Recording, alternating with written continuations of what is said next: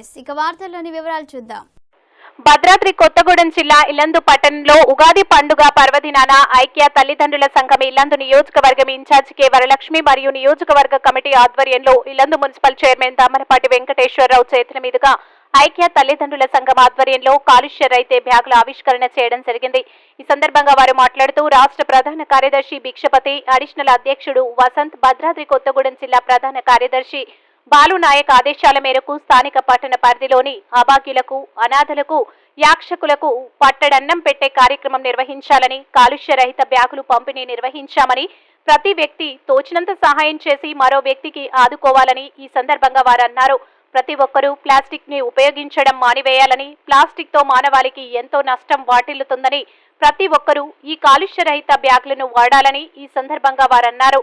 ఈ కార్యక్రమంలో ఇల్లందు నియోజకవర్గ ఇన్ఛార్జ్ మరియు Vivekavardhini college principal K Varalakshmi, R Manjula, Nama Sravani, Parimala, Hima, Lucy, Krishnaveni తదితరులు పాల్గొన్నారు. ఇల్లందు పట్టణ ప్రాంత ప్రజలందరికీ కూడా ఉగాది నూతన సంవత్సర శుభాకాంక్షలు తెలియజేస్తున్నాము. ఈ రోజు ఉగాది పండుగ సందర్భంగా పురస్కరించుకొని ఐక్య తల్లిదండ్రుల సంఘం ఆధ్వర్యంలో మేము ట్రస్ట్ లో జాయిన్ అవ్వడం జరిగింది. ఇది ఎన్జిఓస్ కి సంబంధించినటువంటి ట్రస్ట్ అండి. స్టేట్ లెవెల్లో ఉన్నది. దీనిలో డిస్టిక్ ప్రెసిడెంట్ గా నేను ఉన్నాను.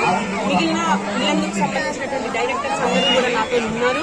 ఈ రోజు నుంచి మేము మంచి కార్యక్రమాలు చేయాలి అనేటువంటి ఉద్దేశంతో మా ట్రస్ట్ ద్వారా ఈ రోజున ప్లాస్టిక్ ని నివారించాలి అనేటువంటి ఉద్దేశంతో ఈ యొక్క బ్యాగ్స్, ప్లాస్టిక్ నిర్మూలనకి సంబంధించినటువంటి బ్యాగులు కాకుండా ఈ యొక్క సంచులు వాడినట్టయితే కనుక మనకి అన్ని రకాల ఉపయోగకరంగా ఉంటుంది అనేసి, టోటల్ గా ప్లాస్టిక్ ని నివారించాలి అనేటువంటి సంకల్పంతో ఈ యొక్క బ్యాగులు వాడాలి అనేసి ఈ రోజు మా యొక్క చైర్మన్ గారు, ఇల్లందు మున్సిపల్ చైర్మన్ గారు టీవీ గారి ద్వారా ఓపెన్ చేయడం జరిగింది.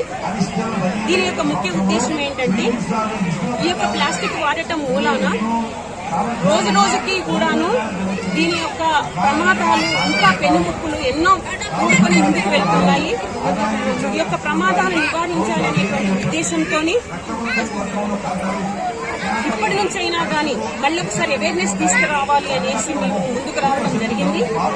ఈ ప్లాస్టిక్ మామూలుగా మనం వాడుతున్నటువంటి ప్లాస్టిక్ ఏదైతే ఉన్నదో అది వాడుతున్నట్టు మూలాన నీటిలో కరిగేటువంటి శక్తి కానీ, భూమిలో కరిగేటువంటి శక్తి కానీ కోల్పోయింది.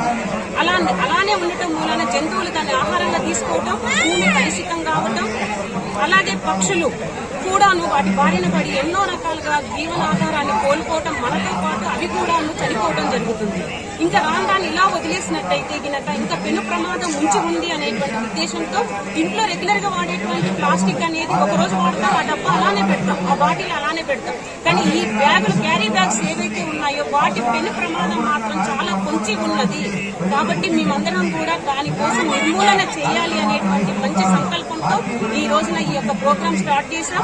మాకు చేతనైన విధంగా ఈ యొక్క నిర్మూలన కార్యక్రమంలో ముందుకు వెళ్తామనేసి మేము ఆశిస్తున్నాము. అంతేకాకుండా మా ట్రస్ట్ ద్వారా పేద విద్యార్థులకు కానివ్వండి, పేద ప్రజలకు కానివ్వండి, అలాగే బీద విద్యార్థులకు కానివ్వండి, మరియు అనారోగ్యం పాలైనటువంటి వ్యక్తులకు ఎవరికైనా కానీ మేము సేవలు అందించడానికి ముందుకు వస్తున్నాము.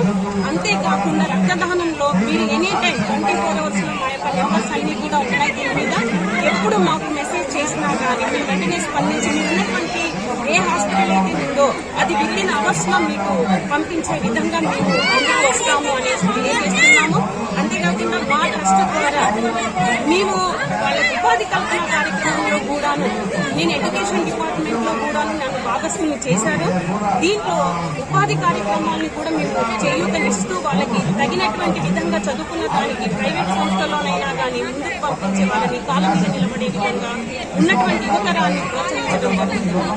కాబట్టి మా యొక్క ఐక్య తల్లిదండ్రుల సంఘము ని ఆదరిస్తారనేసి, మమ్మల్ని అందరినీ కూడా ఎంకరేజ్ చేసి ముందుకు నడిపిస్తారనేసి ప్రజలందరినీ కూడా కోరుతారు. వార్తలు ఇంతటితో సమాప్తం. మళ్ళీ తిరిగి ప్రసారం అయ్యే టీవీ 9 న్యూస్ లో కలుద్దాం. అంతవరకు సెలవు.